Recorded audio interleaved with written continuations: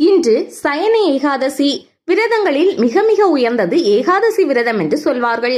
ஒவ்வொரு ஆண்டும் 24 அல்லது 25 ஏகாதசி விரதங்கள் வரும். இந்த ஏகாதசி விரதங்களில் சில ஏகாதசி விரதங்கள் மிகுந்த பலன்களை தரும் ஆற்றலை கொண்டது.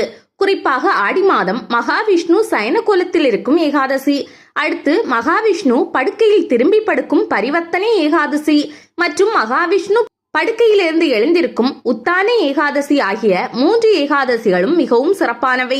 ஆனி மாத அமாவாசைக்கு பிறகு வரும் சயன ஏகாதசியான இன்று குடும்பத்தில் யார் யாருக்கு முடியுமோ அவர்கள் அனைவரும் முழு உபவாசம் இருக்க வேண்டும்.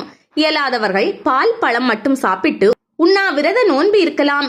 இன்று மாலை சூரியன் மறைந்த பிறகு மகாலட்சுமியுடன் கூடிய மகாவிஷ்ணு படத்தை பூஜை அறையில் அலங்கரித்து வைத்து நைவேத்தியம் படைத்து தீபதூபங்கள் காட்டி வழிபட வேண்டும். மகாவிஷ்ணுவை அலங்கரிக்கும் போது தாமரை அல்லது மல்லிகை பூவை பயன்படுத்துவது நல்லது. நைவேத்தியமாக பால் பாயாசம் படைத்து வழிபடலாம். பூஜைகள் முடிந்ததும் மகாவிஷ்ணு போற்றி சொல்ல வேண்டும். இன்றைய தினம் இந்த வழிபாட்டை செய்தால் ஆண்டு முழுவதும் ஏகாதசி விரதம் இருந்ததற்கு சமமான பலன்கள் கிடைக்கும். பிரம்மகத்தி தோஷம் உள்ளிட்ட தோஷங்கள் விலகி செல்லும்.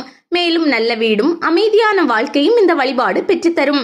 சயன ஏகாதசியான இன்று மேற்கொள்ளப்படும் விரதத்திற்கு கோபத்ம விரதம் என்று பெயர். காலை மற்ற கடமைகளை முடித்துவிட்டு பூஜை அறையில் 3 கோலங்கள் போட்டு தாமரை மலர்களால் அலங்கரித்து அதன் நடுவில் மகாலட்சுமியுடன் மகாவிஷ்ணு இருக்கும் படத்தை வைத்து வழிபட வேண்டும்.